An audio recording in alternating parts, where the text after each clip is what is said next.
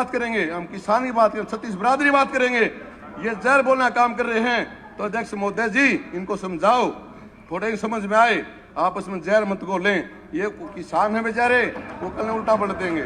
आपने 10 साल जैसे वो बूढ़े बुजुर्ग कहते थे, जैसे बोगे ऐसे काटोगे। तो हमने बुरे बोए थे, बुरे काटोगे। आप इस तरह बैठे बात करें, फिर साइड में बैठे रहोगे। इसी बात के लिए मैं धन्यवाद करता हूँ। जय हिंद। धन्यवाद। असीम गोयल जी। आदरणीय अध्यक्ष महोदय जी, आज जो जिस प्रस्ताव के ऊपर हम चर्चा करने के लिए यहाँ सब उपस्थित आए हैं, मैं सबसे पहले तो हमारे देश के जो अन्नदाता किसान भाई हैं उनको नमन करता हूं। किसान निसंदेह हमारे इस भारत की अर्थव्यवस्था की रीढ़ है। 4 लोग बोल चुके, 4 लोग इधर से बोले हैं और किसान भाई ज्यादा है, फिर भी आपके 4 पहले बोल चुके हैं। बहन जी 2 मिनट, बस 2 मिनट। किसान भाई सर्दी गर्मी बरसात तूफान को सहकर भी इस भारत को आगे बढ़ाने के लिए, आत्मनिर्भर बनाने के लिए हमेशा परिश्रम करता है। मैं उनके परिश्रम को नमन करता हूं। यहां कोई ना कोई किसी ना किसी रूप के अंदर अपने आप को किसानी से जुड़ा पाएगा। मैंने सीधी किसानी नहीं की, लेकिन मैं आज यहां अगर खड़ा हूं, या मेरा पैतृक जो व्यवसाय है वाड़द का व्यवसाय है, किसान साथियों की वजह से आज मेरा अस्तित्व है। मुझे मानने में कोई गुरेज नहीं। लेकिन मैं एक बात कहना चाहता हूं, आज जो हम सब लोग जिस प्रस्ताव के ऊपर चर्चा कर रहे हैं, हम जो 3 कानून लेकर आए वो किसान को मजबूत बनाने के लिए लेकर आए, और आज जो अविश्वास प्रस्ताव विपक्ष लेकर आया है ये अपने आप को मजबूत बनाने के लिए लेकर आया है। ये चाहते हैं किसान मजबूर रहें, मजबूत ना बने। अविश्वास प्रस्ताव लेकर आने का इनका मतलब, जिस तरह इन्होंने पिछली बार भी एक प्रयत्न किया कि जाति विशेष को भड़काकर पूरे प्रदेश के अंदर एक ऐसे हालात कर दिए, प्रदेश को जलाने का काम किया, उसमें कामयाब नहीं हो पाए। आज किसान आंदोलन की याड़ के ऊपर ये सत्ता की सीढ़ियां चढ़कर जाना चाहते हैं। लेकिन आदरणीय अध्यक्ष महोदय जी, 2014 और 19 के अंदर सदन का समय 1 घंटे के लिए बढ़ाया जाता है। 2014 और 19 के अंदर अगर जनता ने, हरियाणा की जनता ने और देश की जनता ने अविश्वास प्रस्ताव पारित किया, तो इन सब साथियों के खिलाफ अविश्वास पारित करने का काम किया।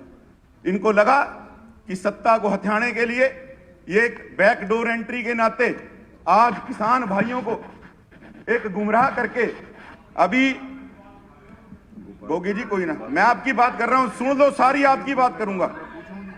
आज हमें ये गांव में इसलिए नहीं जाने देते। अभी अभय यादव जी एक बात ठीक बोल रहे थे, मैं उनकी बात को पूरी करता हूं। ये गांव में इसलिए नहीं जाने देते कि एक पक्ष किसान भाई को हमेशा सुनने को मिले। अगर हमने अपना पॉजिटिव पक्ष इन 3 कानूनों के पक्ष के समर्थन के अंदर अगर हमने बात रख दी, तो उल्टा हमारे गांव में घुसने के ऊपर रोक नहीं लगेगी। इनको कोई गांव के अंदर घुसने नहीं देगा। आदरणीय अध्यक्ष महोदय, मैं उसी बात पे आ रहा हूं, चिंता ना करो, चिंता ना करो। आदरणीय अध्यक्ष महोदय, अभी माननीय हमारे विपक्ष के नेता बैठे, अभी इन्होंने, मुझे लगता है अविश्वास प्रस्ताव 2 तरह का है।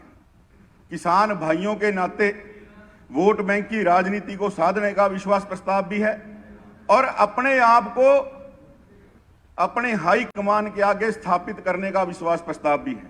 अभी जो G23 ये भगवा पगड़ी डाली थी, उस नाते अपने आप को स्थापित करने का भी एक प्रस्ताव है। बोलने में इसमें क्या दिक्कत है? G23 है नहीं क्या? कोई वो अलग से बना अध्यक्ष महोदय, नहीं, वो तो चर्चा करें क्या? मुझे एक, हाँ बिल्कुल अविश्वास प्रस्ताव ऐसा ही।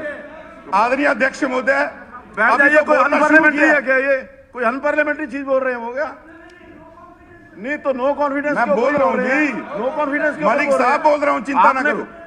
एक पार्टी की तरफ से नो कॉन्फिडेंस आया, उसके ऊपर बोल रहे हैं वो। आदरणीय अध्यक्ष महोदय, आपके मुताबिक बोलेंगे वो। मुझे एक बात ध्यान आ रही है, जब ये लोग जमीनें खा रहे थे किसान साथियों की, तो इनको किसी ने रोका नहीं। जब ये प्लाट आवंटन घोटाला करके खा रहे थे, तब इनको किसी ने नहीं रोका। और जब नौकरियों के नाम के ऊपर पैसे खा रहे थे, मेरिट खा रहे थे, 2.5 करोड़ हरियाणा की जनता के जो युवा हैं उनके हक को खा रहे थे, तब इनको किसी ने नहीं रोका। और जब ये सत्ता से बाहर होके इधर बैठ गए तो इनको किसी ने कहा भाई आपने इतना घोटाला कर दिया, ये कर दिया, इतना कुछ खा दिया। बोला भी तूने रोकना तो था मुझे।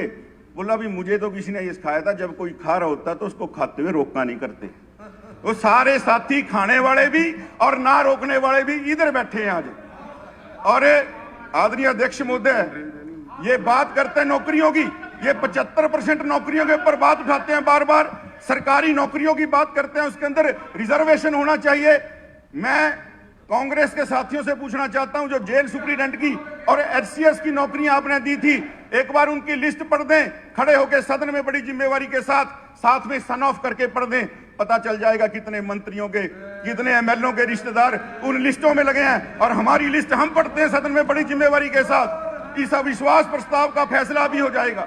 अविश्वास प्रस्ताव तो सही मायने में आप लोगों के खिलाफ है ये। आदरणीय अध्यक्ष महोदय, आप पढ़ देना, मेरे पास है, मैं पढ़ के दिखाऊंगा। अभी मैं पढ़ के दिखा दूंगा, 1 मिनट। आदरणीय अध्यक्ष महोदय, मैं इनको ध्यान दिलाना चाहता हूं। आदरणीय अध्यक्ष महोदय, कृपया इनको बैठाएं, मैं अपनी बात रख रहा हूं। मैं एक बात ध्यान दिलाना चाहता हूं, कांग्रेस के साथियों को तो याद होगा, मुल्तई कांड हुआ था मध्य प्रदेश के अंदर। 24 हमारे किसान साथियों की उस गोलीबारी में जान गई। और कांग्रेस की सरकार थी, दिग्विजय सिंह जी मुख्यमंत्री थे। उन्होंने क्या था, किसान साथी अपने मुआवजे के लिए बैठे थे धरने के ऊपर।